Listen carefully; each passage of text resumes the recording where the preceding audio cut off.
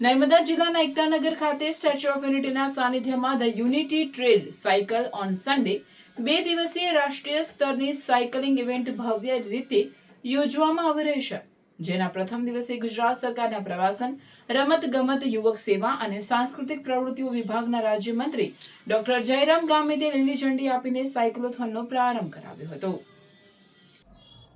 આ 5 કિલોમીટરની સાયક્લોથોનમાં સમગ્ર ગુજરાત સહિત દેશના વિવિધ રાજ્યોમાંથી કુલ 650થી વધુ સાયકલિસ્ટોએ ઉત્સાહભેર ભાગ લીધો હતો, જેમાં મંત્રી, ધારાસભ્ય તેમજ અધિકારીએ પણ સાયકલ ચલાવી યુવાનોને ઉત્સાહિત કર્યા હતા। સાયકલિંગ ફેડરેશન ઓફ ઇન્ડિયા અને ગુજરાત સરકારના રમત-ગમત, યુવા અને સાંસ્કૃતિક પ્રવૃત્તિઓ તથા પ્રવાસન વિભાગના સંયુક્ત ઉપક્રમે આ કાર્યક્રમ યોજાયો હતો।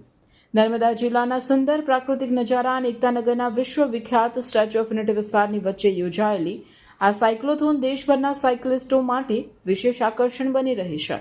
સાયકલિંગ દ્વારા ફિટનેસ, સ્વચ્છતા, પર્યાવરણ, સુરક્ષા અને રાષ્ટ્રીય એકતા જેવા મૂલ્યોને મજબૂત બનાવવાના સંકલ્પ સૌએ વ્યક્ત કર્યો હતો।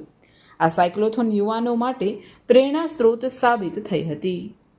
આજે સ્ટેચ્યુ ઓફ યુનિટી ખાતે સાયકલિંગનો કાર્યક્રમ રાખવામાં આવ્યો હતો અને આ કાર્યક્રમમાં લગભગ 5000થી ઉપર જે સાયકલિંગ કરે છે એ લોકો ઉપસ્થિત રહ્યા અને એમની સાથે અમારા આ કાર્યક્રમમાં અમારા આજ વિસ્તારના લોકપ્રિય ધારાસભ્ય ડૉક્ટર દર્શનાબેન દેશમુખ, આ રમતગમત વિભાગના તમામ અધિકારીઓ, પ્રવાસન વિભાગના અને સમગ્ર દેશમાંથી આ રમતગમત વિભાગ સાથે જોડાયેલા છે અને ખાસ કરીને એમાં ગુજરાતના પણ તમામ જિલ્લામાંથી આ કાર્યક્રમમાં ભાગ લેવા માટે પધાર્યા છે। ત્યારે આવતીકાલે સવારે 9 વાગે આનો ફાઇનલ જે સાયકલિંગનો કાર્યક્રમ એ ચાલુ થશે અને આવનાર દિવસોમાં આવા કાર્યક્રમો નીચે સુધી એટલે કે ગામડા સુધી થાય, લોકોમાં જાગૃતિ આવે અને સાયકલિંગનો જે આ કાર્યક્રમ એ ખાલી કોઈ સ્પર્ધા કે એના માટે નથી, પરંતુ એનાથી ફાયદા પણ ઘણા છે।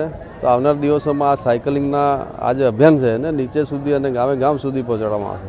હું આમ તો કાયમ માટે સાયકલિંગ કરું છું, એટલે મારે પણ ઈચ્છા થઈ, અમારા જે અહીંયાના ધારાસભ્ય શ્રી દર્શનાબેન એમણે પણ અને સાથે પુરી સાહેબ હતા અમારા વિભાગના, એટલે એ લોકોની સાથે અમે પણ આ કાર્યક્રમમાં ભાગ લીધો। એટલે આ કાર્યક્રમમાં ભાગ લેવાથી જે અહીંયા સાયકલિંગ કરવા આવ્યા છે એમને પણ એવું લાગે કે આ જે અમારા મુખ્ય લોકો છે એ પણ કરે। એટલે આમાં એવું જોઈએ કે કોઈ પણ લોકોને આપણે કંઈક જાગૃતિ માટે કે કોઈ અભિયાન માટે વાત કરીએ તો એનો નિયમ પહેલાં આપણે પાળવો પડે, એટલે અમે પણ આજે એમની સાથે સાયકલિંગ કર્યું।